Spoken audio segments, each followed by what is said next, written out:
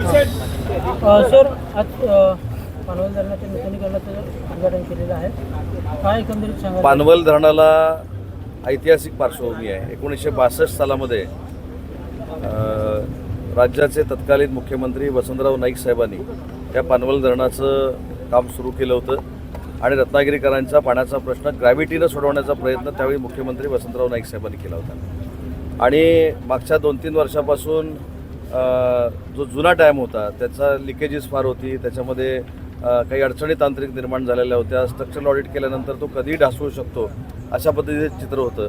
पण आज मला लोकप्रतिनिधी म्हणून समाधान आहे आणि विशेषतः मी धन्यवाद देतो ते माननीय एकनाथ शिंदे साहेबांना. मुख्यमंत्री असताना त्यांनी जो निधी उपलब्ध करून दिला स्मार्ट सिटीचा, त्याच्यामधनं हे 20 कोटी रुपयाचं काम आम्ही पूर्ण करू शकलो.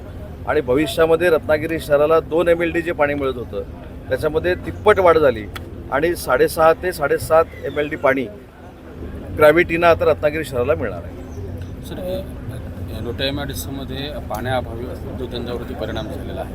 काय नेमकं एक पहिली गोष्ट अशी आहे की ज्या पद्धतीने एक वातावरण तयार केलं जातं, आता काय पाऊस पाडला नाही हे पण काय उद्योगमंत्र्यांना पाडला नाही का? त्याच्यामध्ये जी कालची काय लोकांची मुलाखत मी बघितली त्याच्यामध्ये पहिली गोष्ट माणसाचं जीवनमान हे महत्त्वाचं आहे आणि म्हणून MIDCनं ऑल ओव्हर महाराष्ट्रामध्ये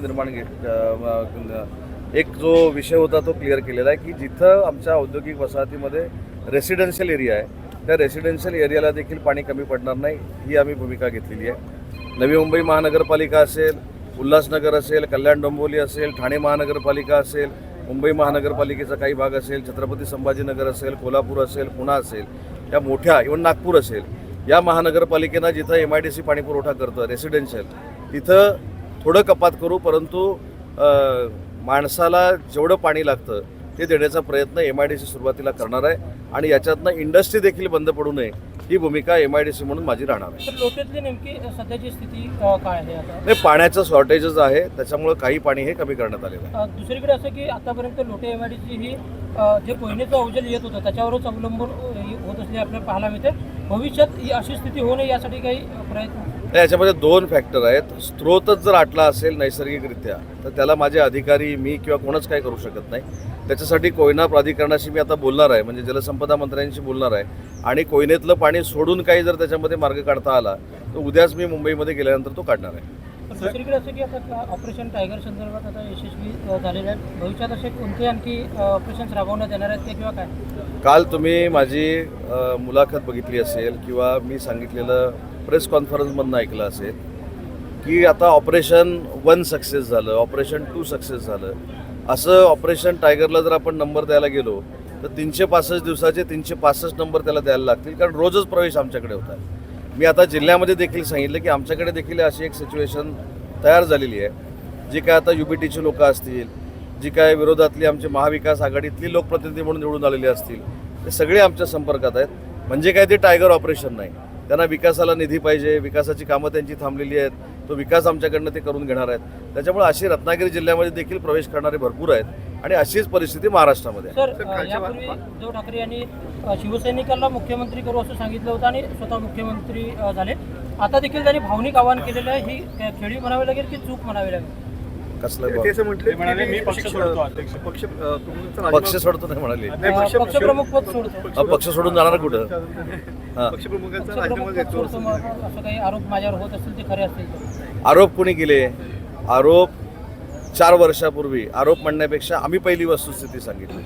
त्याच्यानंतर 6 खासदार जे दिल्लीमध्ये UBTला बैठकीला उपस्थित नव्हते त्यांनी ही वस्तुस्थिती सांगितली.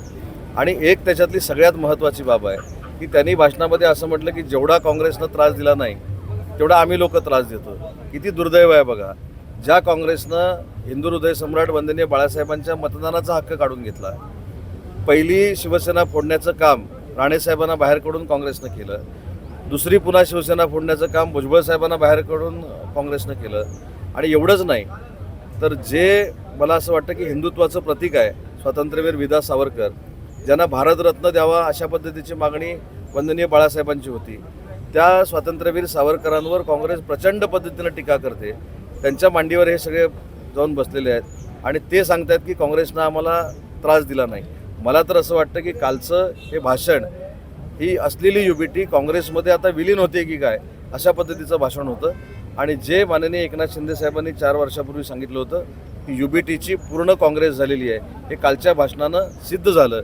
त्याच्यामुळं राजीनामा जर UBTच्या पक्षप्रमुखांना द्यायचा असेल तर तो कार्यकर्त्यांना विचारून देऊन चालणार नाही, तो राहुलजी गांधी आणि सोनिया गांधींना विचारावा लागेल. साहेब, राज ठाकरेंचं आत्ताच त्या ठिकाणी भाषण झालेलं आहे. पुन्हा एकदा त्यांनी म्हटले की मतदानावरती बहिष्कार टाका. ज्या पद्धतीनं सध्या भाजप आणि त्यांचे घटक पक्ष राजकारण करतात ते योग्य नाही लोकशाहीसाठी. त्यामुळे हे बघा, त्यांनी आता जनतेला आवाहन केलेलं आहे, मतदारांना आवाहन केलेलं आहे. त्या मतदारांना आवाहन केल्यानंतर मतदार त्याचा प्रतिसाद देतात की नाही हे भविष्यातल्या निवडणुकांमध्ये कळेल. आताच कशाला त्याच्यावर चर्चा करायची.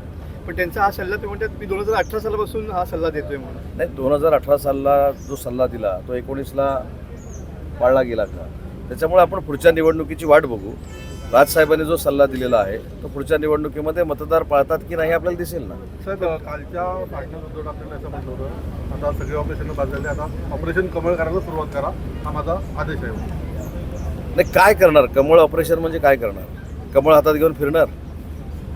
आज पहिली परिस्थिती अशी आहे की आपल्याच जिल्ह्याचे जे UBTचे नेते आहेत भास्करराव जाधव साहेब, त्यांनी जो मुद्दा मांडलेला आहे तो माझ्या दृष्टीनं अतिशय महत्त्वाचा आहे आणि तोच आमचा मुद्दा होता 4 वर्षापूर्वी की बाह्य यंत्रणा काय करतात ह्याच्यापेक्षा अंतर्गत संवाद संपलेला आहे.